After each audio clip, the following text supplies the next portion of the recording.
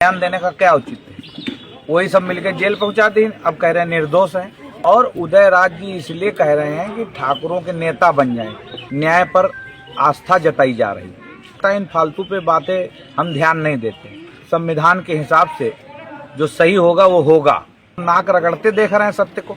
विधायक जी, इस समय उन्नाव जनपद में एक मामला कहा जाए कुलदीप सिंह सेंगर को लेकर के पूरी तरह से चर्चा में है, और वहीं पर कहा जाए कि जो समाजवादी पार्टी के पूर्व विधायक और वो पूरी तरह से एक बयान दिया और उस पर पलटवार किया। क्या कहना चाहेंगे इसको लेकर के? पहली बात तो वो डिस्क्लोज करें कि उनकी अपनी पार्टी के साथ है या नहीं है। बयान देने का क्या औचित्य है?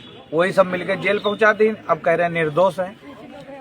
मुझे लगता है कि वो शायद उम्र के हिसाब से भूलने की उनको हो सकता बीमारी हो गई हो, और उदयराज जी इसलिए कह रहे हैं कि ठाकुरों के नेता बन जाएं। ऐसा है महोदय, इसमें कोई किसी प्रकार का जाति नहीं होता।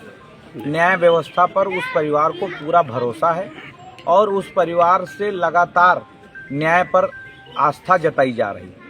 कभी कोई किसी प्रकार का कहीं कोई ऑडियो वीडियो सुना हो तो अब आया है, अब सब खुल रहा है, कल ही तो अब आया है।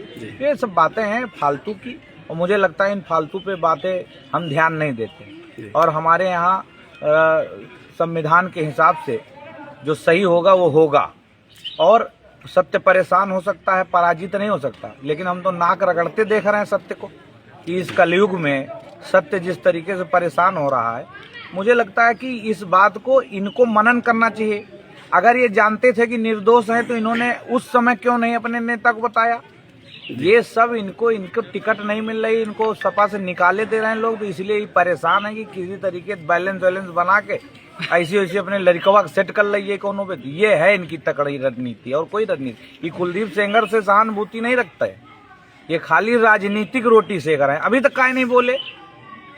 अभी तक क्यों नहीं बोल रहे हैं जी? हमने तो कोई बयानबाजी नहीं की और ना ही मुझे बयानबाजी कोई करना है। ये फालतू की बात है, और खूब जानते हैं सब लोग, उन्नाव जिले के लोग, कि वो निर्दोष हैं कि दोषी हैं। इसमें बताने की आवश्यकता नहीं है।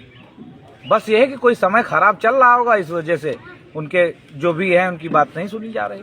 और मुझे उम्मीद आशा है कि पूरा तरीके से हाई कोर्ट, सुप्रीम कोर्ट साक्ष्य के हिसाब से ही काम करेगा, निर्णय लेगा।